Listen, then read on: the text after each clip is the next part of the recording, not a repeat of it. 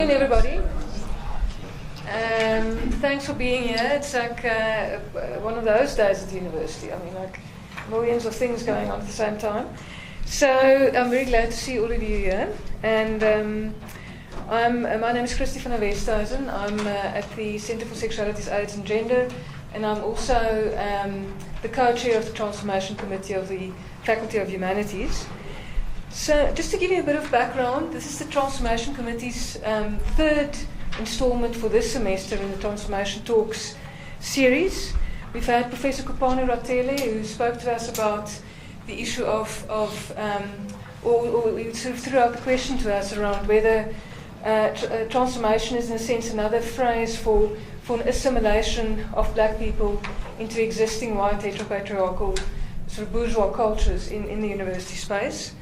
And then Dr. Piers Kagua was here last week and shared a wonderful, some really fantastic research on black students and also particularly around how they make sense of their blackness in the higher education environment. But we already started last semester with Professor Melissa Stein, who shared with us a concept of critical diversity literacy, and Dr. Nomalanga Mkhize, also from Rhodes University, in fact, who had quite a provocative argument around deracialization having been necessary, but at the same time that we sort of reached the limits of deracialization, partly because of it sort of having been turned into assimilation, as per Professor Ratele's argument as well, but also because it would seem to leave other reactionary elements of institutional culture in place, particularly anti-queer positions and so forth. So as we know, of course, at the moment, as we're having these talks, there's a lot of tumultuousness in the higher education sector, and I would say I think everybody is feeling the urgency to take stock of transformation, where it's at, where we failed and succeeded. I think we have succeeded in certain, well, not succeeded, but I think we've made progress in certain respects. But also to see where the gaps remain and see which new obstacles have arisen. So part of this, I think, is what makes it very important to speak about as well is about the intangible, that which is hard to pin down, but which produces and therefore permeates every higher education institution. And the phrase that we use for that in our effort to try and capture it is the phrase institutional culture. So if we understand institutional culture as an everyday production through narratives, which are the stories we tell, also in spaces like this, these stories actually become very, very significant in these kinds of spaces, obviously, are trying to be spaces where different kinds of stories can be told. And this is where Professor Louise Vincent will shed light for us today by sharing her ample insights into this otherwise amorphous phenomenon of institutional culture, and also particularly on the ways that our stories can disrupt those of its workings that are oppressive.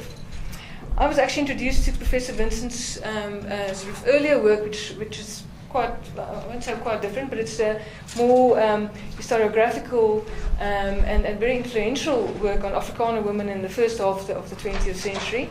She has received her DPhil from Oxford University in 1995, and since then, nowadays she's a professor in political studies at Rhodes. She has expanded her oeuvre to investigate the politics of the body, the ways in which social and political power relations can be understood to be written on and incorporated into the bodies of citizens. She reads South Africa's democratic transition through a corporeal lens. So as part of this work, she's leading a project on South Africa's higher education, institutional cultures, equity and transformation. So she'll be speaking today to us about a really wonderfully evocative chapter in a book that's just come out, which unfortunately UKZN Press let me know about 2 hours ago that they'd like to sell books here, and that I think they couldn't rustle up books in Pretoria at that sort of late moment. But this is the book, Being at Home, Race, Institutional Culture and Transformation at South African Higher Education Institutions. And what Professor Vincent will be speaking about will be about she'll be speaking to a chapter in this book, which is, and her address will have the same title, which is Tell Us a New Story, a proposal for the transformatory potential of collective memory projects. Now, after Professor Vincent has spoken, Dr. Dukuyake Ndlovu, who is a co-member of the Transformation Committee and is also a senior lecturer here at the Department of Anthropology and Archaeology, will facilitate the Q&A session. And we've actually been able, with the previous talks, to really get quite a buzz going in the room and really try and grapple with more of the difficult issues in an open conversation. So I'm looking forward to that. I want to invite Professor Vincent to please come forward and speak to us for the next 40 minutes. Thank you.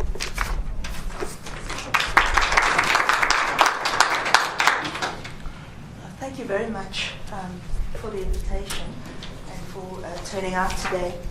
I've wrestled so much with whether or not I should just speak or read a paper, and part of you kind of feels like if people have paid for your air ticket and so on, you need to do some formal paper reading and so on. But I'm very happy to engage in a less formal way. So please, I am going to read chunks of the paper and so on so that I have some coherence. But if you would like to interrupt me at any time or ask a question or make a comment. In our project on higher education institutional cultures, we're a large research group which I lead, and we have many different facets of the project that we're working with. We have projects on Black working class students and social capital, notion of social capital, on gay and lesbian experiences of residence life in university, of disability, critical disability angle of transformation. We're just starting a project in which we want to look at research cultures, and we have a project in which we're looking at the notion of structure and agency to affect transformation. So very happy to talk about any of the dimensions of our work, or indeed about Rhodes University. A lot of people seem to want to know about the university formerly known as Rhodes. Okay, so this paper arises out of, or the chapter really, arises out of the observation that people continually make, that there's something about the institutional culture, people will say, that discomforts me. Some nefarious thing. And it's very difficult to point to exactly what this thing is that is being experienced as discomforting. As soon as you try and pin it down in some way, as soon as you ask for, but what is it exactly? The examples are kind of thin on the ground. At the historically white institutions, people will say, well, there's a culture of whiteness. And again, what inheres in this culture of whiteness? I asked my second year students, what is white? And they said, cheese and wine. So, how can we go further than that? So I'm an empirical researcher, and my interest then became, how do I get at this thing called, if institutional culture is such a big, important thing? John Higgins says it's the massive fact and bulk of institutional culture that may be the main obstacle in the way of the transformation of South African higher education. So it seems like a big deal, this institutional culture thing. And the point then for an empirical social scientist becomes, well, how do I get at it then, if it is such a big deal? And one of the stories I cite in the paper is, that thinking about institutional culture made me think of that. I don't know if you've heard about that giant mushroom that they found in Oregon's Blue Mountain area. I just have to cite the figures. It occupies 965 hectares of soil. It's one mushroom. It's a fungus so large that it would cover 1,665 football fields.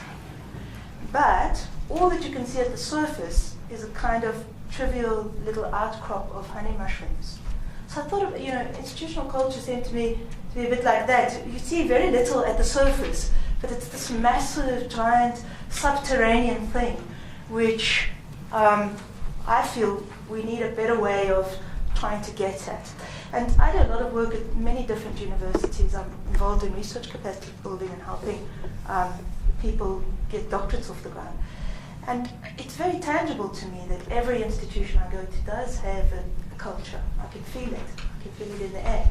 But how do we study it? So that was the question that I came to this work with.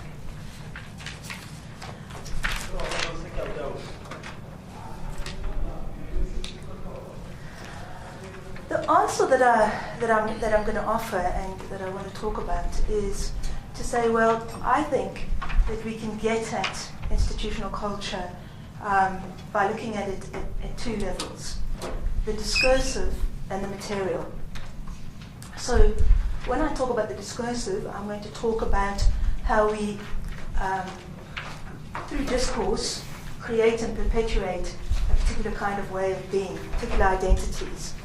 And the way in which I propose we get at that is through a study of narrative, and I'll explain where I want to go with that move.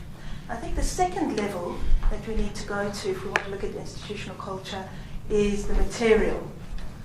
And by material, I just mean stuff, things. The way in which this room is set up right now, the colours that were chosen and the design of the room and so on, all very suggestive of a particular understanding of how the seminar would go down today. And if I'd sat at the back, for instance, people would have wondered why I don't understand how it works. I need to be at the front and so on. So I think that's the other level. But the move that I try and make in the chapter is to say that rather than seeing these two levels, the materiality of institutional culture, the things, the artifacts, statues, if you like, rather than seeing that as separate from the discursive, the narrative, I propose that they are intertwined in complex ways, and that our identities, the perpetuation of particular kinds of identities, both social, individual, institutional, happen in this intertwining between the material and the discursive. Okay, so the other important point that I wish to make is that in talking about narrative, I'm proposing that the ways in which we story our identities, both as individual humans and as institutions, is part of how we can understand, how we can get insight into how institutional cultures, which are discriminatory and excluding, are perpetuating themselves even in this era. But I'm going to argue that it's also possible to use them in a different way, to interrupt, to tell a new story, if you go to the chapter title. I'm of that age where if you take your glasses off, you can't see the audience, and if you put them on, you can't see the paper, and you too will get there. Okay. At any given moment, in any social milieu, there will be discourses, ways of talking about things that are hegemonic, powerful, and influential, and there will be those that are marginalized or subjugated or suppressed. I think that one way of understanding institutional culture is the institutional culture of an institution. I mean, the action, not just of the people who inhabit it, but the institution, is to understand the stories we tell about it and about ourselves in relation to it. So I said that my concern was, as an empirical researcher, what do I do? What procedure should I follow? And I think that one procedure that we can usefully follow to get at, to be able to describe an institutional culture, is to say, well, what stories do we tell about it? What are the stories that we tell? These stories negate, or we might negate certain stories, suppress certain stories, circulate certain stories, perpetuate them, tell them. Essentially here, I'm suggesting that if you want to understand something about institutional culture at the discursive level, it's useful to listen to the stories that an institution tells about itself and its members, and to listen to the stories told about those who people its corridors and offices and lecture theatres and so on. If you want to know something tangible about how institutional culture is working at any given time, what is dominant and subordinated discourses are, then listen to the way in which the institution narrates its identity. This will tell you something about how forms of dominance are being reproduced, and will suggest also, I think, ways in which dominance can be interrupted or unsettled. So why am I banging on about narrative? Human beings, Silks and Gale point out, are storying creatures. There's never been a culture without stories. So stories work to establish our identities. If you are skeptical of this point, I would invite you to think about, getting to know somebody. When you get to know somebody, typically we get to know that person's stories. If you think about somebody you know, I would suggest that probably what immediately pops into your head is a set of stories about that person. Oh, that's the person who da-da-da-da-da. You don't think necessarily about height, weight, eye color, and so on. You don't think about a list of characteristics. If I'm introducing myself to you or getting to know you, I'll tell you my stories. And if I think about my husband who've been married to for 25 years, I think about a set of, there's a set of stories that I associate with him, and I could rattle off, say, 5. If you think about you in relation to your family, say, probably there are stories that are trotted out about you, embarrassingly perhaps. The same story again and again. So if you think about that for a moment, if you just stop to wonder about that, there are countless things that happen, countless stories that someone who knows you could tell about you, right? But the point is, why did they choose those ones? They're going to choose specific stories which they tell. And the choice tells us something about the kind of image that they're trying to perpetuate about you. And in the same way as when I tell stories about myself, I'm not only telling something, I'm not only giving you information about myself. Think about it as I'm also doing something. So the telling of stories doesn't only tell us information, it also does something. It does identity forming, identity confirming, identity constructing work. We do the work of constructing our identities through stories. Now, I draw in this chapter on the work of someone called Charlotte Linder, who takes this common move that narrative sociologists made and takes it into institutions and says that actually institutions do the very same thing. In the same way as individuals, we are storying creatures and we story our identities and we make and confirm and reconstruct our identity through the stories we tell. Institutions do the same thing. So you might think to yourself, the institution that I inhabit, what are its stories that it tells about itself? Charlotte Linder talks about stock stories, right? So it's not just a list of unconnected stories. If I think about my own family, there's a story that is always told about my father. My father was 16 years old when he went to war. He went to the Second World War.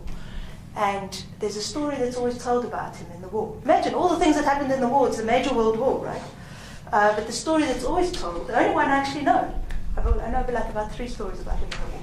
But the main one was that he was 16 years old, abroad for the first time, lied about his age to go to war, and a sergeant threw a broom at him. He went through the entire war as a private, and said, sweep the guard room. And my father threw it back and said, sweep your bloody self. So you might think, now, if I think about the stock stories of my family, they all follow that theme, actually. You might think, what is the family doing by telling its story, that particular story? What identity is it portraying? In other words, what does it value about its characteristics? The story is valued because it says something about our values, and certainly my children know that story, and my children know that the worst thing you can do is not fail your exam or, whatever. The worst thing you can do is be a sheep, that just follows commands. And so the continuity in the story is there. It's told and retold with very deliberate purpose. So I'm challenging you then to say, if you want to get at your institutional culture, what are its stories? What are its stock stories? Because we don't just tell happenstance stories that we're choosing in a haphazard kind of way about what to say about what is going on at Rhodes University, for instance, or Wits University, or whatever. Rhodes University has a stock story. Its stock story is about excellence. We are excellent. So you might ask then, if you follow my argument, and don't just say, well, what is that telling you, but what work is that excellent story doing? It's doing a certain kind of work. It did a certain kind of work in the past, and the reconstruction of that excellent story is doing a certain kind of work in the present, I would argue.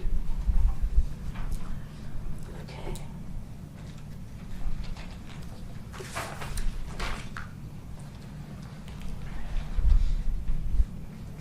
And the thing about these stories is that part of the way in which people are inducted into the way we do things here, that's the thing that we say a lot at Rhodes, part of the way in which people are inducted into that business as usual way of doing things is through stories. You learn to know your friend's story, you learn to know the stories of an institution.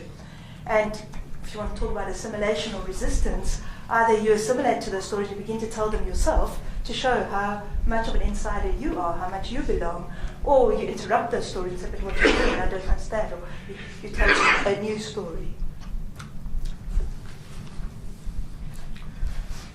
One of the central conundrums associated with institutional cultures at South African universities has been the surprising ways in which, at the level of policy, demographics, leadership, there have been changes, but they haven't coincided with equivalent changes in the way the institutions feel. So somehow, the past, with its ways of violence and discrimination and exclusion, is being reproduced in the present.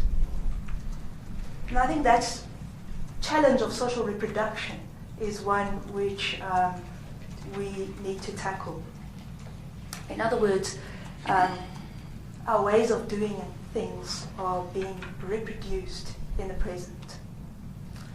Our being in the world seems to have been very resilient to change, despite changes at the level of policy, laws, the demographics of institutions. The way that institutions feel hasn't changed in a concurrent kind of way. But I would suggest that this continuity is something that we need to explain rather than just take for granted.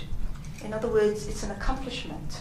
We are accomplishing the continuity. It's not just a given, it's not just happening to us, because these are social institutions, these are social ways of being. And if they're social, then it means we're doing them.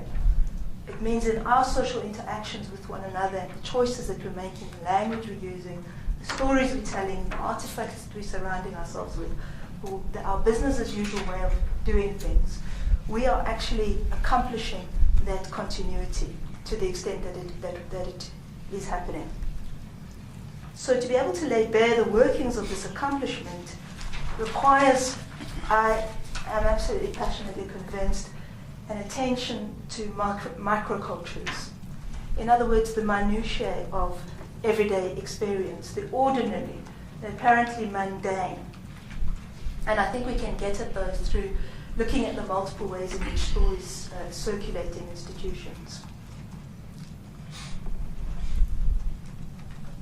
Now the stock story of excellence, which I've touched on as being one of our stock stories, is of course not the dominant or most important one at every institution. The point here is to illustrate how analysis might proceed. It might proceed through identifying what the dominant tropes in our stock stories are, in order to get closer to understanding institutional cultures and the micro practices that sustain them. But stories, I think, can do other work than just reproducing. They also can have the potential to, and that's the main point about the chapter, they have the potential to do work of interrupting. And I argue that one of the ways in which we can think about this is through the idea of making normal strange.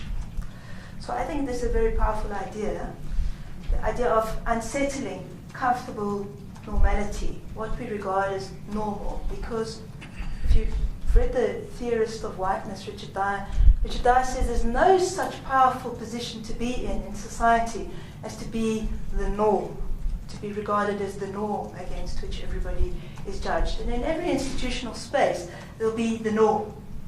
I remember, and it has power, it exerts enormous power over us. In other words, people's expectations about who's the normal person to be occupying that particular chair at that particular time. What's the normal way to behave at dinner, or whatever the case might be. This idea of what is normal, or what is the norm, is very, very powerful and produces us in significant ways.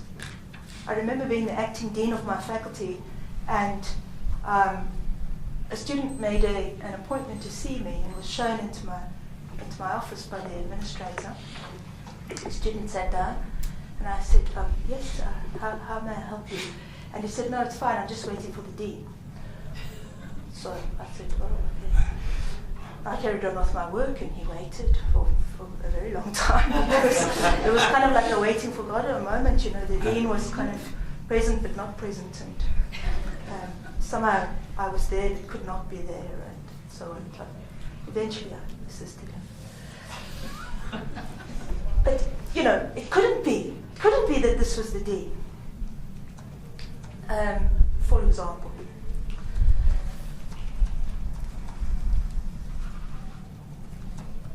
okay, so there's a somatic norm in operation in institutions, a very particular embodied subject, and this particular embodied subject masquerades as the universal. I'm not only talking about questions of race, but also about all kinds of embodied subjects that are regarded as the universal norm, the accepted norm, the way in which we need to conform to what is expected, and everything else is regarded as illicit and strange. And that is part of, I think, how the power of institutional culture is working, is when some people feel illicit and strange in certain kinds of spaces, whereas other people just feel completely at home in those spaces. And so I think that this idea of making this normal, what might feel normal to me, what might feel normal to you, strange, is very, very powerful, ethically and morally. In fact, I think it is the basis of all moral systems. All major world religions have this idea of, you know, put yourself in the other person's shoes, basically, to put it candidly. And so what this does is to make room for the partialness of our own view, wherever we might be situated, whomever we might be. What might be referred to as making our own particular version of normal strange. Another story. For a long time, we had different menus at my university in their residences.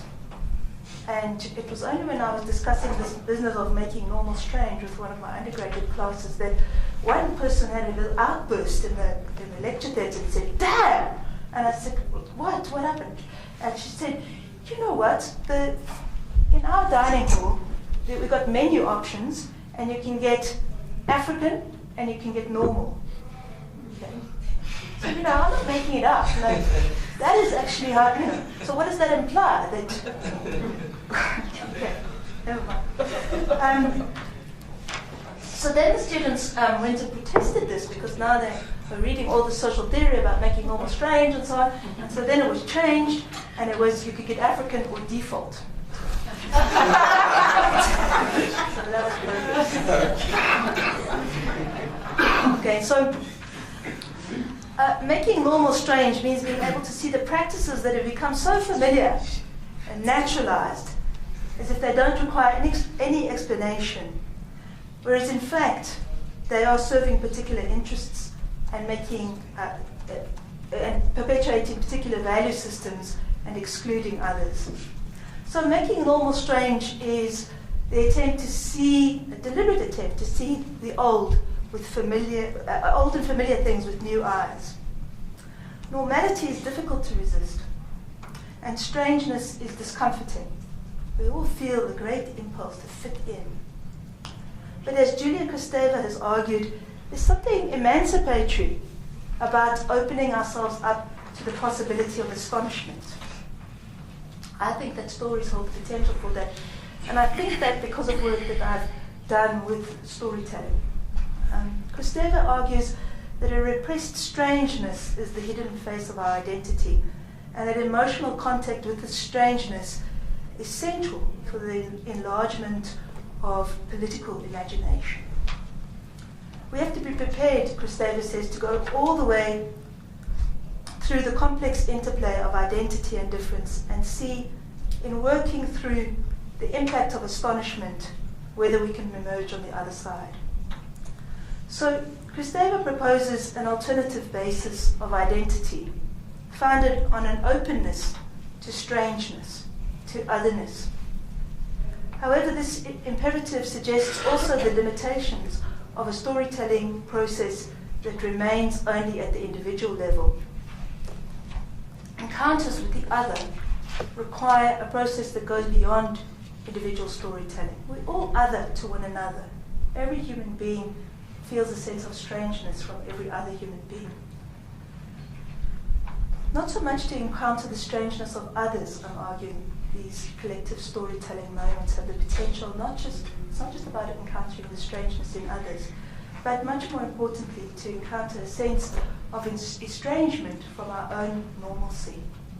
That's what I found to be the power of collective storytelling moments in a university, where people suddenly realize that their normal, what they took for granted as, well, that's just the way everybody sees it, that's just the way everybody thinks, is actually strange to another person. And so encountering an unsettling of their own comfortable oneness with normality is very powerful politically, I believe.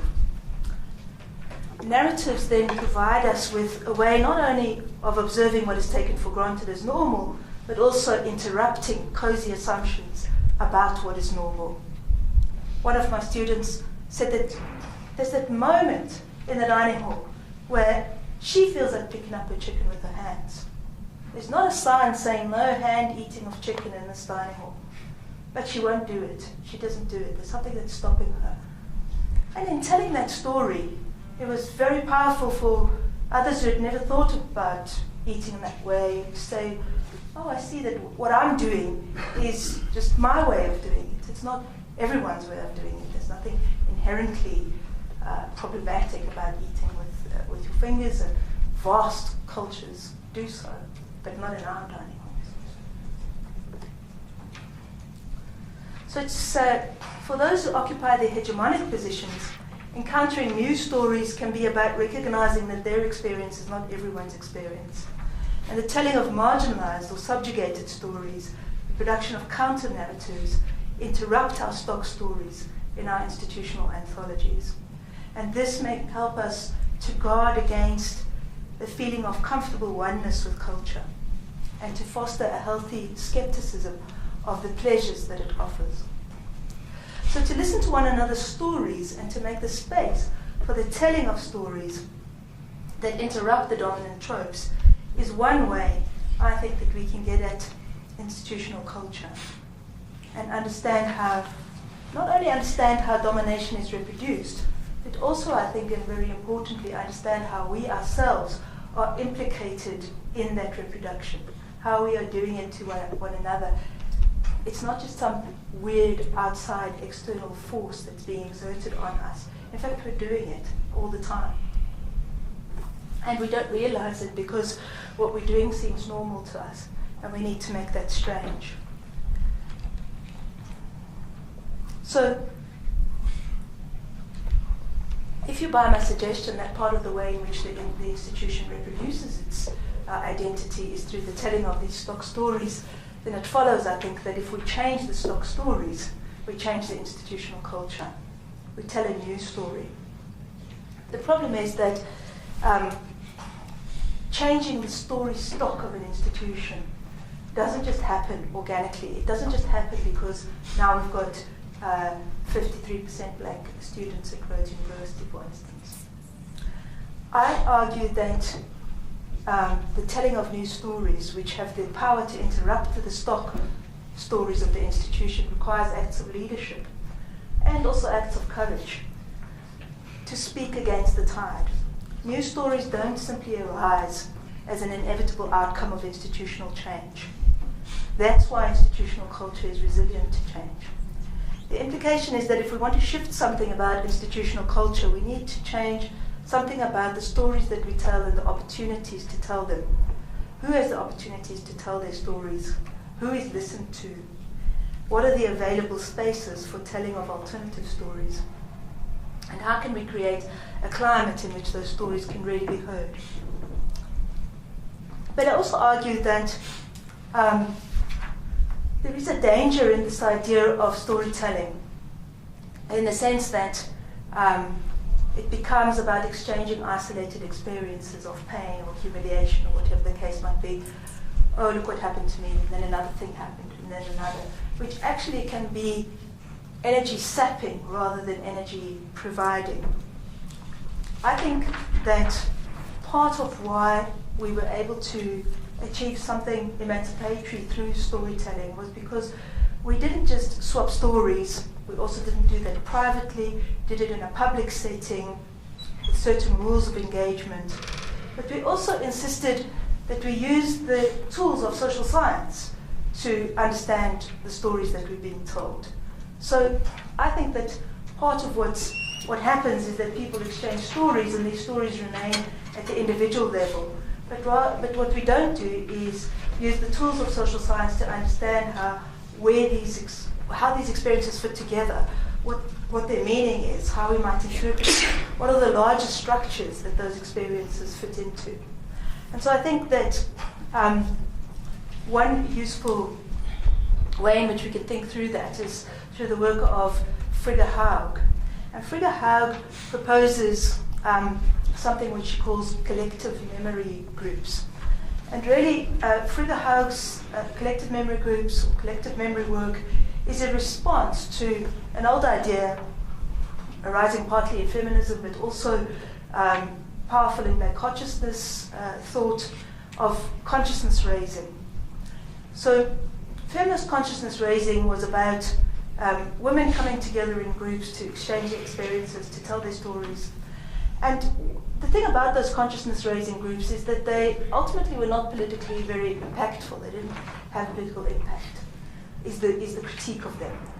And Frigga Haug says that we need more than simply exchanging our stories. We need ways in which we can begin through collective storytelling to understand the links between our stories, to make sense of them, to offer an analysis of those stories, an interpretation that goes beyond experience. So she talks about how we need a theory that is rich in experience, but also to interpret our experiences using a rich theory. And I think that's what's been missing.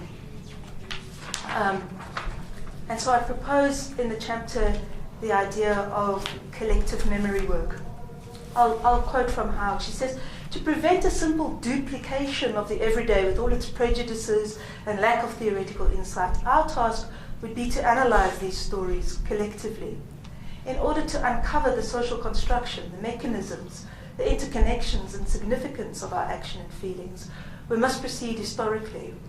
Our proposal, therefore, is to retain the strengths of the consciousness-raising groups, to make connections between the everyday and the larger context, while avoiding the vices of ignoring the totality and losing ourselves in untheorized details. I'm worried that there's quite a lot of that going on at the moment, losing ourselves in untheorized details. Our project is one of collective memory work, with the emphasis on collective and memory and work.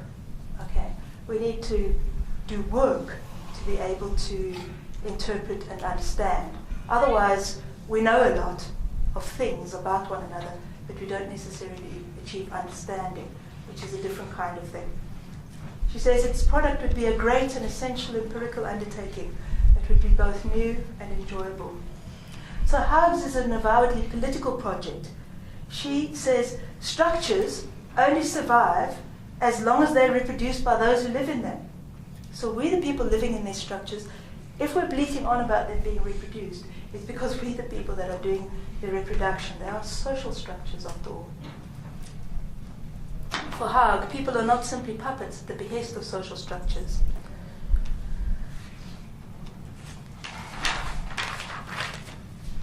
Okay, so one way in which we sustain and construct our identities is through stories. The other level of institutional culture, which I think we can get at empirically, is at the level of the material. And I use the work of Karen Barrett here to make an argument for the way in which the material level of institutional culture and the discursive actually intertwine to produce identities. So Barrett says neither discursive practices nor material phenomena are ontologically or epistemologically prior. Neither can be explained in terms of the other, neither is reducible to the other, neither has privileged status in determining the other. So in other words, you have to understand both. And that's the other level at which people often talk about institutional culture. The built environment, the statutory, the names, the artworks, the curtains, and so on. And I think we need to take that very, very seriously, not just as symbols. So a lot of the time when people talk about those things, they say they're a symbol of this or a symbol of that. I think there's something more than that, something much more profound about artifacts. And I make the argument that things, material things, actually have agency. Now, in the humanist tradition, it's usual to speak about only human beings have agency. One knows agency, humans have agency, they do things. It's humans that do things.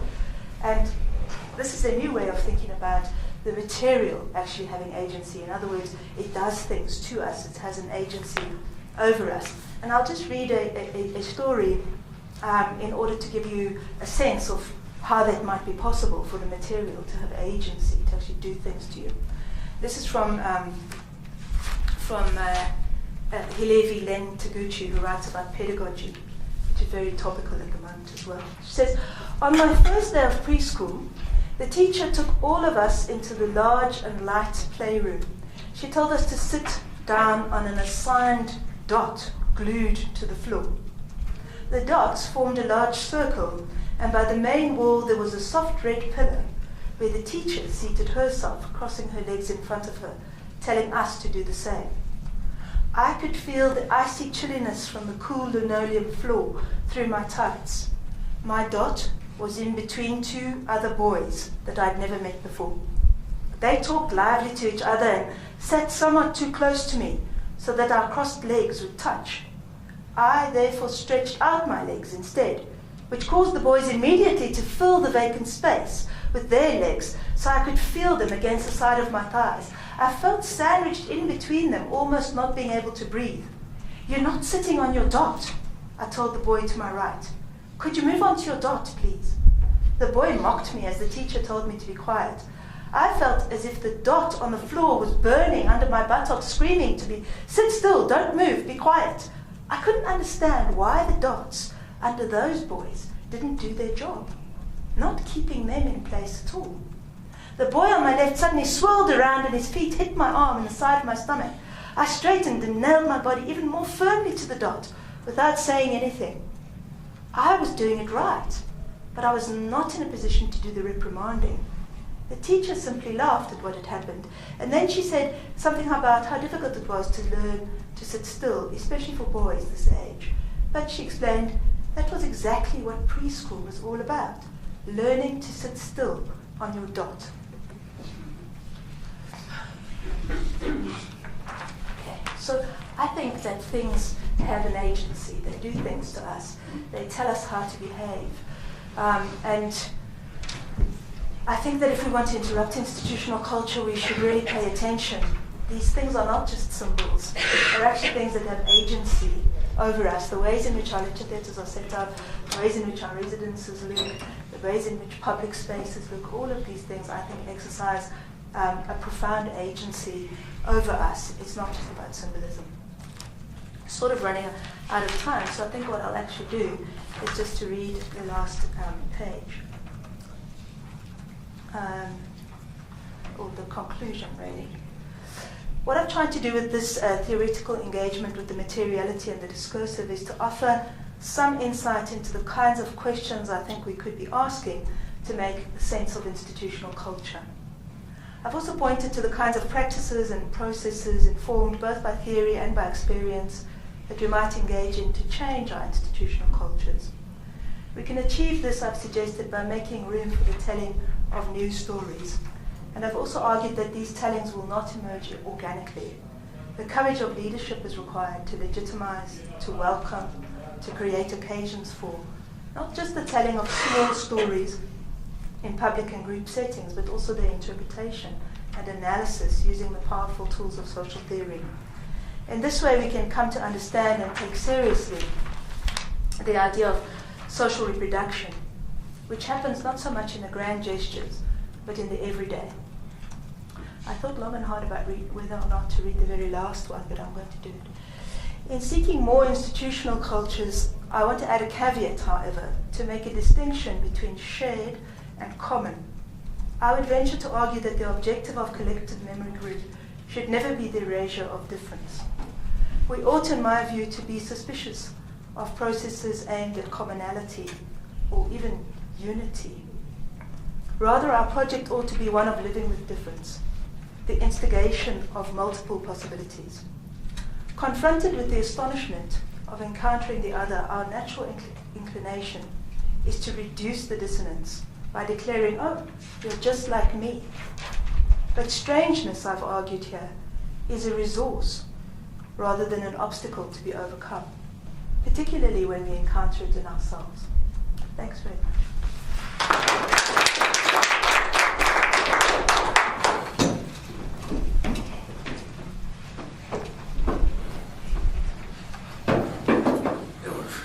Should I remain here? I think we can just sit down here.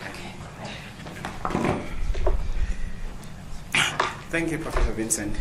I would like to begin our discussion by making a number of points linked to what you were saying. And the first statement I will make is that I'm of the view that the world is in turmoil right now because we are searching for what I call the inevitable. So my argument is the freedom that everyone speak about is very hard to come by. I often ask people to show me the democratic country around the world, and they have difficulty in identifying one. I often ask them that they should define to me what equality means, and people tend to easily define what equality means. And when we take it to the practical, show me an instance within a society that defines that equality, it becomes difficult to actually bring it down to an example. So my next point, therefore, is equality, in my view, and as it is generally understood, will always be defined by those who are in power. They are the ones who will define what equality is, and others must just subject themselves, against that particular view. Now, you also talked about the normal, versus what you may call, the abnormal. I like the example you used of somebody, who would eagerly want to have the chicken, with their hands against the fork and knife, but they feel limited in doing so by the environment that they find themselves in. And for me, that actually shows that the element of normality is a very powerful element. And I am therefore saying that normality will also always be subjectively defined. And once again, it is by those with some form of power who will define that this is what we call or we consider to be normal in this particular space, and everybody will want to subject themselves against that. So it links up with that notion that you've got something that is unequal, and it will always be. Now let's come back to the whole issue of South Africa as a country. We attained what other people call democratic transition in 1994. That was 21 years ago. I still have memories of being a young South African boy, seeing those long lines of people going to vote. There's a world that I aspired to see. Whether I see it or not, that's not an issue. But my whole point raising this issue is that one thing that South Africa has failed to do, in my view, in the past 21 years, is to accept the element of race. We actually shy away from race because we find it to be a very much difficult subject to discuss. And I therefore think that the whole RDP project that was instituted during the Mandela phase was done away with very soon, when we had not come to terms with what does it mean to have racial differences, because we are searching for the normality, we are searching for equality, and yet we have forgotten the element of race and how powerful race factors are in society. But then I will add another point and saying, even if we were to deal with the element of race, it will not mean that now we have equality. It will not mean that now we have normality. Humanity will always find categories. When UP was a university back in the days, it would have been defined as an Afrikaner university. It doesn't mean that there were no different categories within the African-speaking society. Once the race is not an issue, people will find other ways to categorize themselves. And I'm saying that that is a very much important issue. So now, to conclude, just on providing that reflection, you spoke at length about stories. What stories does the institution says about it? But I'll also add and say, what are the stories that people say about that particular institution standing from outside looking in? And the whole point, therefore, will be stories will also always be biased, in whatever environment we are talking about, because telling your story that challenges the norm, can actually, in the context of a career, it can actually be career damaging, because when you speak, with a view of saying, I have a freedom of speech, I am challenging that normality that everybody is attempting to, attain, you can actually find yourself, in the cold.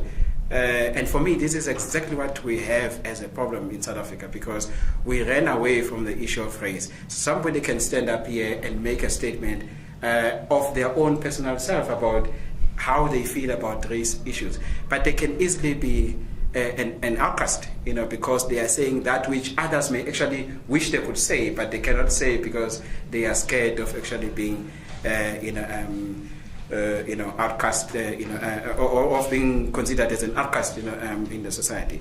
So all I'm saying is, whether we tell our stories and whether we challenge the stories that are being told, I find it hard to see how we can achieve the normality that you are speaking, of, and to what extent maybe should we accept that as humans we will always categorize ourselves, and therefore it will always be about changing those with the voice of power every now and again, so that at any given point in time you feel I had the power to make a change.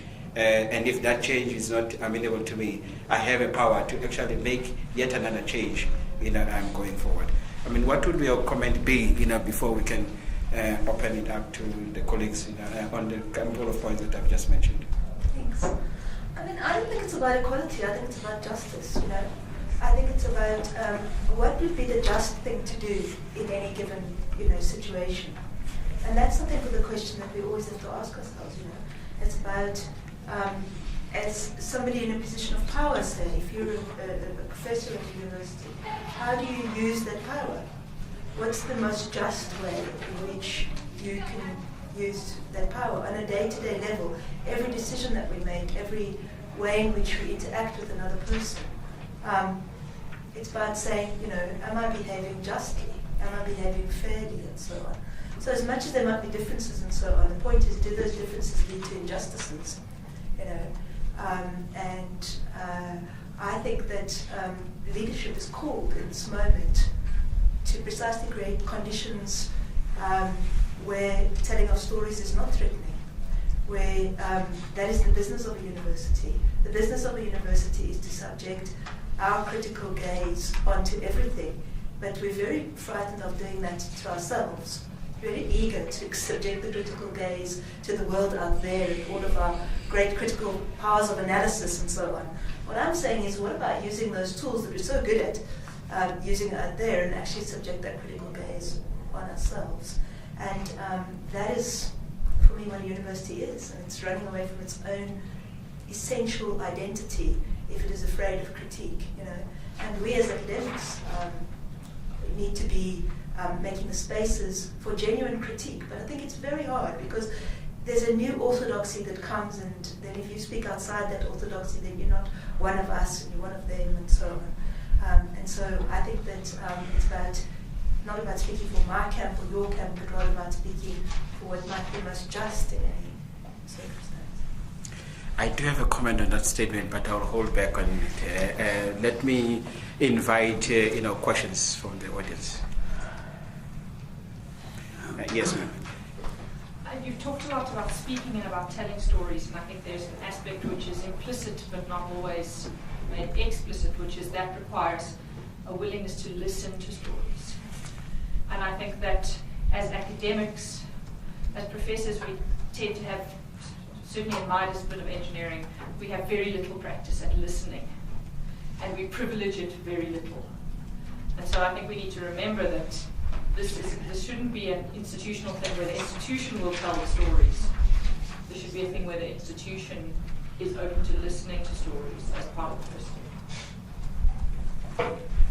Yeah, no, I couldn't agree with you more. I think that listening also requires a certain humility and to have a listening heart, to approach another person not from a position of fear, but from a position of a listening heart.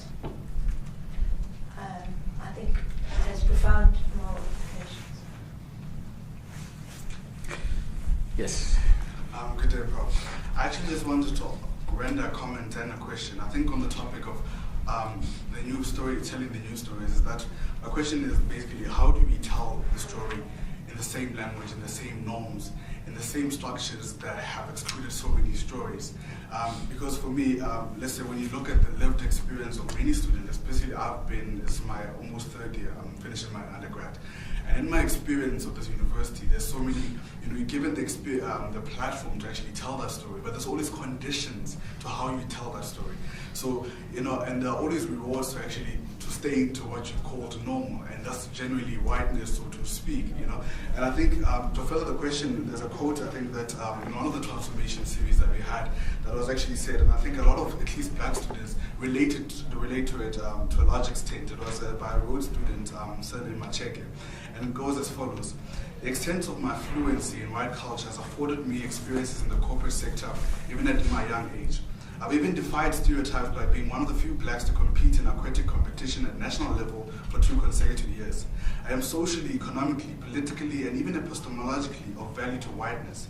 White hegemony has recognized my capability to understand its cultures. It has praised me for participating in it, and more so, it has rewarded me generously for assimilating into it. How I relate to white hegemony is undoubtedly rare, though not exceptional, and it is becoming less rare by the year.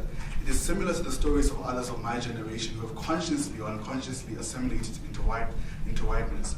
And then on the basis of the previous comment and this particular quote, is that my question then, beyond that, how do you tell that different story, is that language is often associated with this culture, with its practices, and with everything that comes with it. So at an institution such as the University of Pretoria, where Afrikaans is probably the predominant language and it rules the institutional culture, you go to residences, and the practices of those residences reflects more of an Afrikaans culture, so to speak. And on that basis, it then goes back to that, how do we tell these new narratives, these new stories, when we have come to be taught to assimilate into these spaces and to tell similar stories as what has been happening in previous years? Thank you.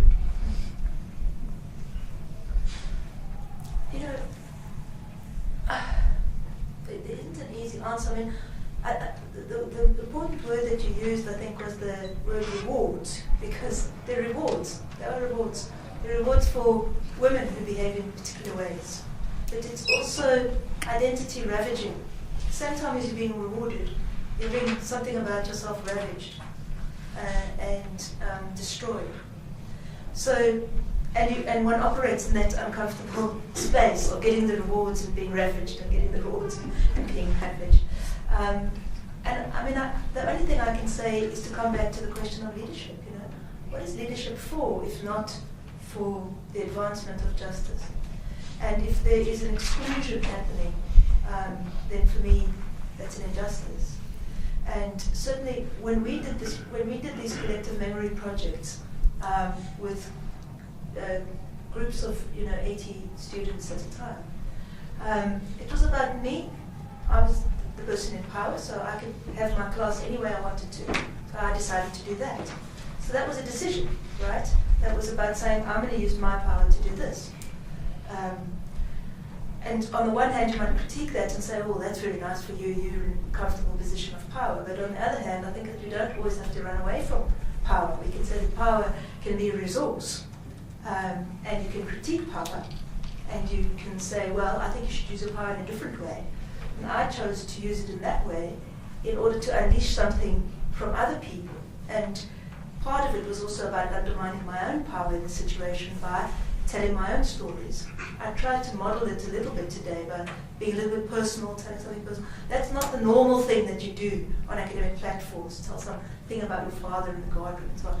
It's about trying to show how that project can work, where there's a kind of equalizing thing when we tell our stories, because we are there in a sort of vulnerable way in those stories. I really think that there's an amazing moment for people in positions of power to offer, to create a situation in which difference and diversity is welcomed rather than feared. I mean, it's a resource. It's a human resource. It's the most amazing thing about us. I mean, who wants to live in a world where everybody is like you, because it's dull, right? I mean, that's what goes wrong in marriage a lot of the time. You become too similar. You come to know all the stories that are to be known. So thank goodness for diversity, thank goodness for difference. But we fear it so much that we cut ourselves off from it. And I think it's sad that we do that. But it takes courage, personal courage, and I think we have to be demanding of leaders that they create those spaces, safe spaces, where people's stories can be told. It's their job to make us safe. Linguistically as well. Thank you. Kirsty, and I'm noting 3 other hands. I'll start from my far left. Yeah, thanks a lot. I'm curious to know a bit more about how these conversations would happen. Because I think that something that's definitely come up here is the whole issue of, like, we talk a lot. There is a lot of talking happening. People feel it's sort of, the words just disappear into the space and nothing happens. And so the whole thing of trying to create something out of these kinds of engagements. So you were saying, and your answer for that sounds to me like you were talking about using the powerful tools of social theory, basically. So the question, of course, would be who does the interpreting, and do you do it in that moment as the stories are being told, or is it sort of something that happens later on? And then yet again, who gets to occupy a position of the one who can interpret? And tell us a bit more about these, because it sounds like you have actually done it at Rhodes. So tell us a bit more about how it worked and give us more of a sense of practically how it would make something like this work.